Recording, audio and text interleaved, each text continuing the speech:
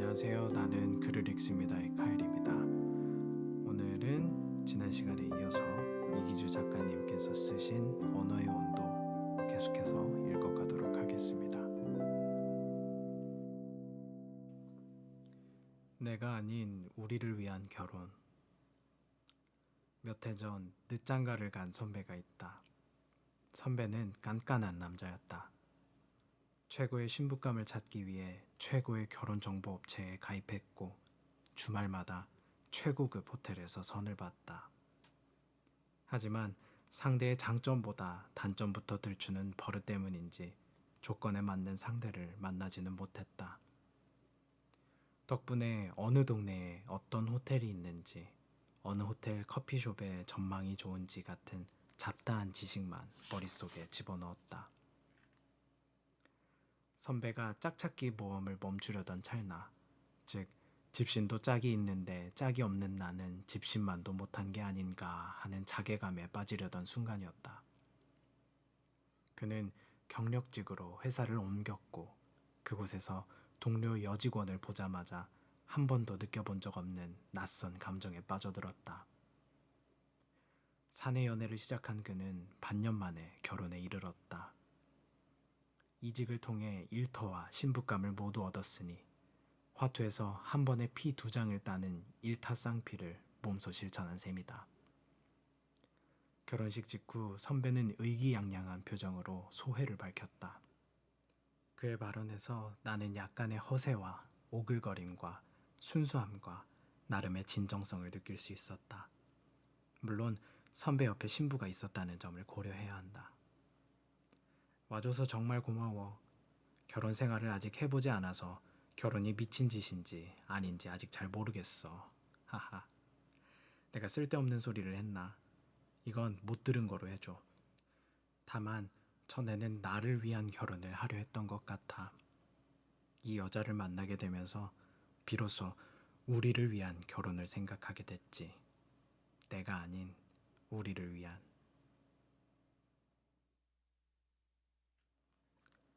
마모의 흔적.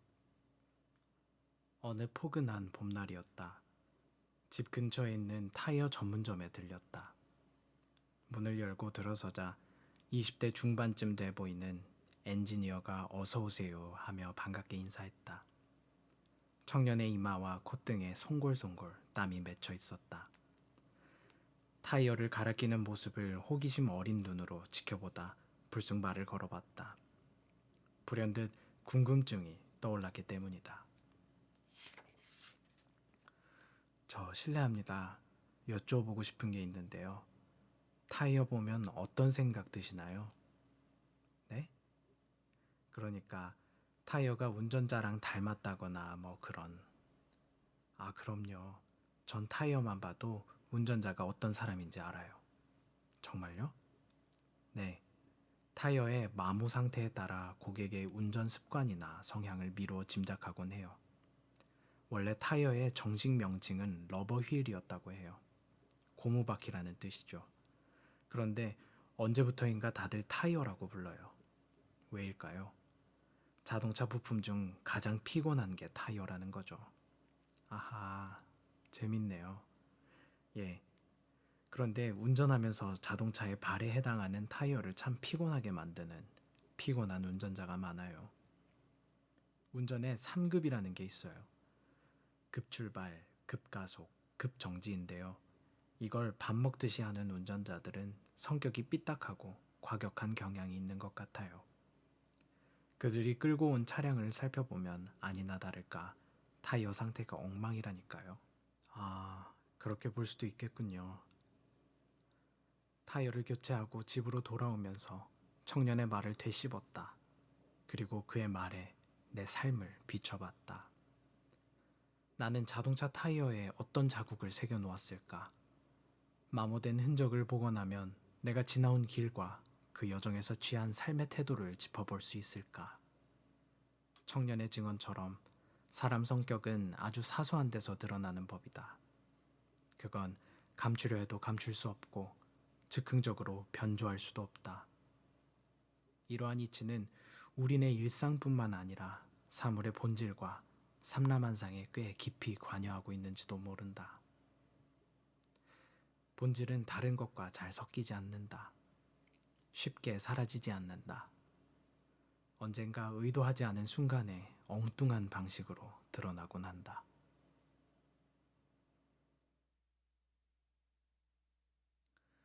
여행을 직업으로 삼은 녀석. 여행은 인간의 본능이다. 어디론가 떠나려는 욕망은 우리 유전자 안에 각인돼 있으며 인류 문명사는 이동의 역사라고 해도 과언이 아니다. 각박한 현실 탓에 여행에 대한 욕구를 억누른 채 살아갈 뿐. 삶의 터전을 잠시 떠나는 건 여러모로 의미가 있다. 여행자는 낯선 길에서 걸음을 뗄 때마다 새로운 사람과 풍경을 만난다. 그 과정에서 새로운 나를 마주하기도 하고 운전할 때 백미러를 통해 지나온 길을 살피듯 삶의 궤적을 슬며시 되짚어 볼 수도 있다.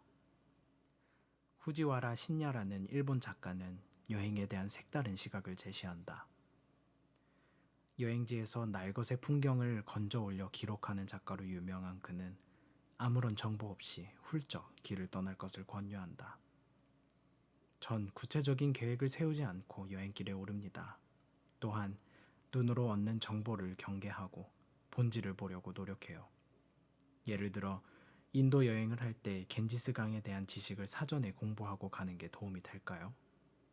그 반대일 수도 있을 겁니다. 때론 백지 상태에서 아기의 눈으로 바라보세요. 그래야 본질이 보입니다. 돌연히 떠오르는 기억이 있다. 대학 4학년 때다. 동아리방에 모인 졸업반 학생들이 심각한 표정으로 각자 업으로 삼고 싶은 직업을 늘어놓았다.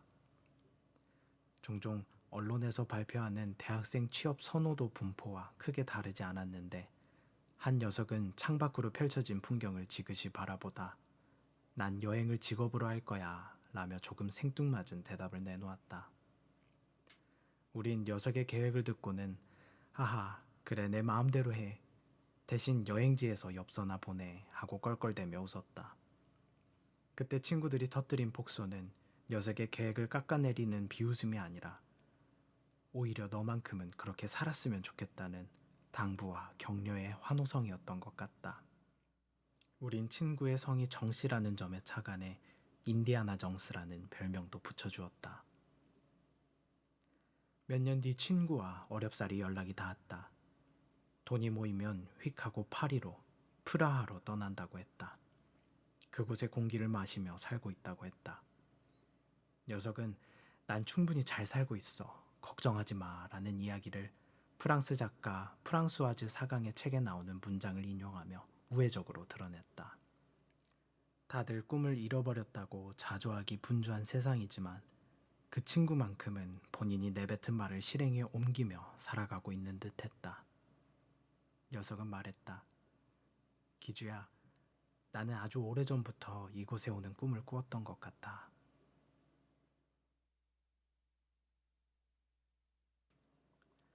노력을 강요하는 폭력. 채찍질이란 뜻의 위플래시라는 영화가 있다. 제목 그대로 채찍을 휘둘러대는 영화다. 스승이 제자에게, 감독이 관객에게. 저예산 영화인데다 줄거리도 비교적 단순하다. 최고의 재즈 드럼 연주자가 되려는 대학 신입생 앤드류가 교내 밴드에 합류한다. 지도교수는 스파르타식 교육으로 악명이 높은 플래처. 플래처 교수는 칭찬이 재능과 꿈을 좀먹는다고 여기는 사람이다. 그만하면 잘했어. 굿잡 이라는 표현을 가장 혐오하는 그는 학생들의 달팽이관에 채찍질 하겠다는 듯 연습 도중 온갖 폭언을 날린다. 누군가 작은 실수라도 저지르면 박자가 틀렸어. 바보, 멍청이 라고 으르렁댄다. 그가 자신의 혀로 휘두르는 채찍은 제자들의 기쁨만 아니라 자존심을 후려친다. 누군가 내게 플래처 교수처럼 학생을 극한까지 몰아붙이더라도 잠재력을 끄집어내기만 한다면 뭐 그만 아닌가요? 하고 묻는다면 난 반대일세 라고 답할 것이다. 노력은 스스로 발휘할 때 가치가 있다. 노력을 평가하는 일도 온당하지 않다. 일 때문에 연락하는 사람 중에 종종 내 노력에 등급을 매기려는 이들이 있다. 그런 관심은 정말이지 부담스럽다. 상대가 부담스러워하는 관심은 폭력에 가깝고 상대에게 노력을 강요하는 건 착취에 가깝다고 나는 생각한다. 영화에서 기억에 남는 장면이 하나 있다. 앤드류가 사촌과 성공의 기준을 두고 언쟁을 벌이자 이를 못마땅하게 여긴 아버지가 한마디 쏘아붙인다. 34세 빈털터리가 되고 술과 마약에 취해 죽는 게 성공이라고 할 수 없지. 안 그래? 유명 재즈 연주자인 찰리 파커, 앤드류가 선망하는 인물의 삶을 빗대 드럼 연주자가 되겠다는 아들의 꿈을 애둘러 평가절하한 것이다. 그러자 앤드류가 눈을 부릅뜨고 대든다. 전 34세 죽더라도 사람들이 두고두고 이야기하는 사람이 될 겁니다. 영화라서 가능한 멘트였으리라. 뭐 그렇다 해도 이 얼마나 순수하고 절박한 대사인가. 영화는 우리가 현실에서 감히 토해내지 못하는 말을 대신 해주는 것 같다. 그뿐이랴. 게다가 어떤 영화는 어두운 방에서 문을 열면 빛이 들이닥치는 것처럼 순식간에 어린 시절 기억을 되살려내 마구 솟구치게 한다. 영화를 관람하고 극장을 나서는 순간 마음 한 구석에 은밀하게 숨겨놓았던 스위치 같은 게 딸깍 하고 들어오는 이유도 여기에 있지 않나 싶다.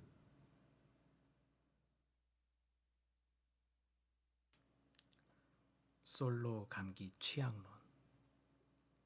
인간은 외로움에 사무치면 자신의 그림자라도 부둥켜 안고 살아가야 하는 존재라고. 사랑을 줄 대상을 찾지 못해 감정을 마음에 담아두기만 하면 어느 순간 곪는다고 강변하는 친구 A가 있다. 하지만 세상에서 가장 어려운 일이 말을 행동으로 옮기는 일이다. A도 마찬가지. 녀석은 지구촌 축제인 올림픽이 3번 열리는 동안에도 연애다운 연애를 한 번도 경험하지 못했다. 호감에서 출발한 감정이 사랑에 도달하지 못하고 신기루처럼 사라질 때마다 A는 에드바르 뭉크의 그림 절규에 나오는 사내처럼 양손으로 얼굴을 부여잡고 비명을 질렀다고 한다. 녀석은 술자리에서 늘 궁시렁댔다. 연애하고 싶은데 정말이지 연애를 하고 싶은데 그게 잘 안 된다고. 그런 녀석이 줄기차게 주장하는 이론이 있다. 이름하여 솔로 감기 취약론이다. 연애와 건강은 때려야 뗄 수 없는 불가분의 관계에 있다는 게 핵심이다. 연애는 단순히 감정을 나누는 행위가 아니야. 심리적 안정과 스트레스 해소는 물론 체내 면역력 강화에도 도움을 주지. 나를 봐. 연애를 못해서 감기와 함께 살다시피 하잖아. 솔로가 감기에 취약한 게 분명해. 참으로 어설픈, 아니 서글픈 이론이다. 게다가 치명적인 오류가 있다. 육상 경기에서 바통 터치를 하듯 끊임없이 연애 상대를 갈아치우는 사람도 잔병에 시달리는 경우가 적지는 않다. 이런 사례는 어떻게 설명해야 할까? 내 우문에 말려든 녀석은 즉각 우답을 내놓았다. 그건 아주 간단해. 바람을 피워서 그런 거야. 배우자나 연인에게 외도 사실을 들키지 않을까 노심초사하는 사람치고 스트레스를 받지 않는 사람이 없지. 스트레스가 건강에 해롭다는 것은 새삼 말할 필요도 없겠지? 면역력도 감퇴할 테고. 아주 쉽지? 말도 안 되는 주장이다. 단 A는 늘 외롭다고 호소한다. 그리고 사시사철 감기를 달고 산다.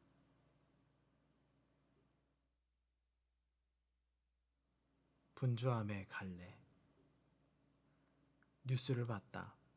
지나친 교육열 때문에 아이들의 삶의 질이 바닥을 치고 있다는 얘기였다. 학원에 다니느라 밤 10시가 훌쩍 넘어서 귀가하는 초등학교 학생에게 기자가 마이크를 들이댔다. 부모님과 대화할 시간은 있어요? 아직 어른들의 보살핌이 필요해 보이는 꼬마 아이는 뻔히 알면서 왜 물어보는 거죠 하는 표정을 지어 보이며 당돌하게 대꾸했다. 대화요? 그럴 시간이 없죠. 저도 바쁘고 부모님도 바빠요. 하긴 한창 뛰어놀 아이들은 학원에 가느라 바쁘고 학원비를 마련해야 하는 부모는 부모대로 바쁜 게 현실이니 당연히 그럴성 싶었다. 나이가 들수록 시간에 얽매이고 또 지배당하는 건 나도 마찬가지다. 오늘은 종일 바쁘다는 말을 입에 달고 다닌 것 같다. 바빠서 못해, 시간이 부족해 같은 어법을 별로 좋아하지 않지만 오늘은 그 바쁨에 지고 만 것이다. 특히 난 제한 시간이 정해져 있는 일, 원고 마감 등을 처리할 때면 그 시간에 쫓기는 기분이 든다. 시간과 추격전을 벌이다가 막다른 길에서 붙잡히는 느낌이 들면 스스로가 참 못마땅하다. 그리고 가끔은 뭐가 뭔지 갈피를 못 잡겠다. 정말 바쁜 것인지 아니면 바쁘다는 걸 누군가에게 알리고 싶은 것인지. 가만히 생각해보면 분주함에도 갈래가 있는 듯하다. 일을 하는 과정에서 방법을 찾기 위해 분주한 경우가 있고 핑계를 찾다 보니 분주한 때도 있다. 오늘 하루 난 어떤 색깔의 분주함 때문에 바쁘다는 말을 쏟아냈을까?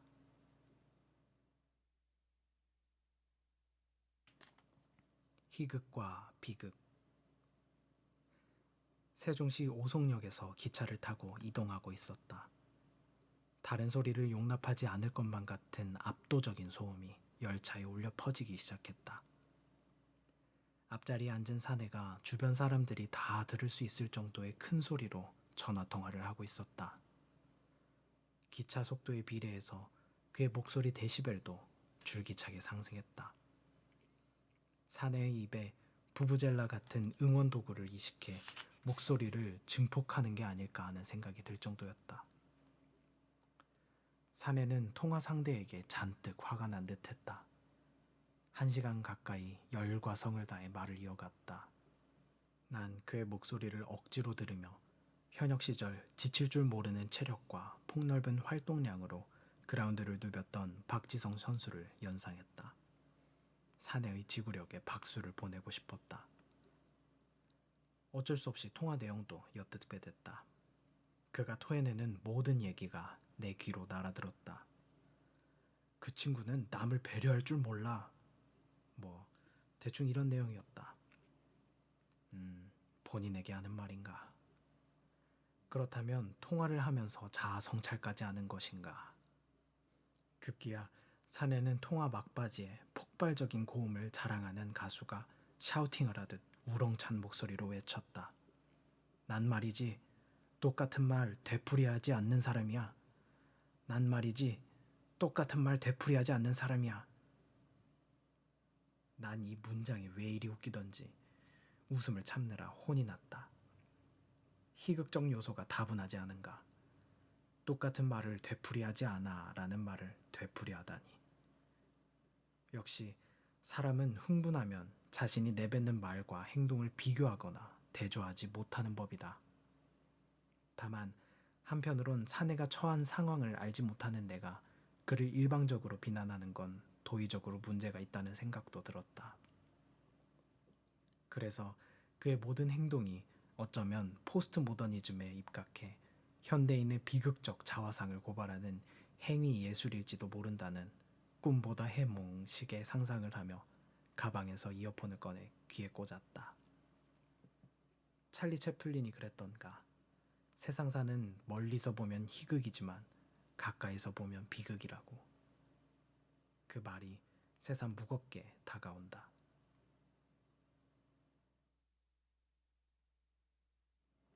자신에게 어울리는 길. 단편소설의 거장으로 꼽히는 안톤 체호프가 쓴 희곡 중에 벚꽃 동산이란 작품이 있다. 19세기 러시아 봉건귀족 사회가 붕괴하고 신흥 부르주아가 부상하는 과정을 날카롭고 처연하게 그린 작품이다.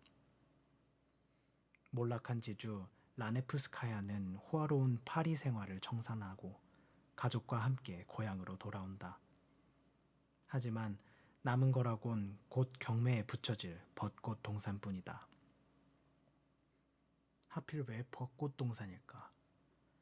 안톤 체호프는 어떤 이유에서 벚꽃 동산을 희곡의 무대로 삼은 것일까? 내 생각은 이렇다. 한껏 흐드러지게 피다가 일순간 꽃비를 흩뿌리며 사라지는 벚꽃이 짧디 짧은 우리네 인생과 닮았기 때문이 아닐는지. 경제적으로 궁핍해진 친척들이 라네프스카야에게 변화를 강요하면서 이야기의 갈등이 고조되고 극은 막바지로 치닫는다. 그녀의 친척과 주변 사람들은 말한다. 어서 꿈에서 깨어나 현실을 직시하라고. 그래야 살아남는다고. 하지만 과거에 갇혀 사는 라네프스카야의 귀에 이런 조언이 들릴 리 없다. 결국 그녀는 시대의 흐름에 적응하지 못하고 영지를 떠나게 된다. 벚꽃나무가 잘려나가는 소리를 뒤로 한 채. 연극을 본 뒤 감정이입을 해봤다. 내가 그녀였다면 어떤 결정을 내렸을까? 그녀의 터전인 동산을 갈아엎어 재개발을 추진하거나 해당 지자체 도시계획위원회에 놀이동산으로 용도 변경을 신청했을까? 살다 보면 누구나 낡은 것과 새로운 것 사이에서 고민해야 하는 선택의 기로에 들어서기 마련이다. 하지만 안타깝게도 뱅뱅 사거리나 세종로 사거리와 달리 인생의 사거리는 불친절하기 짝이 없다. 이정표가 존재하지 않는다. 안내판이 없다는 건 그릇된 길로 들어서면 불행의 나락으로 떨어질 수 있다는 의미보다는 애초에 길이 없으므로 어디든 갈 수 있다는 뜻에 가까울 것이다. 정해진 길이 없는 곳을 걸을 때 중요한 건 솔직함이 아닐까 싶다. 눈치와 코치에만 연연하다 재치 있는 결정을 내리기는커녕 삶을 그르치는 이들을 나는 수없이 봐왔다. 가끔은 마음속에 도사리고 있는 내 욕망과 상처를 끄집어내 현미경 들여다보듯 꼼꼼하게 관찰해 봄직하다. 솔직히 말해 솔직하기 참 어렵지만 그래도 시도는 해봐야 한다. 남을 속이면 기껏해야 벌을 받지만 나를 속이면 더 어둡고 무거운 형벌을 당하기 때문이다. 후회라는 형벌을.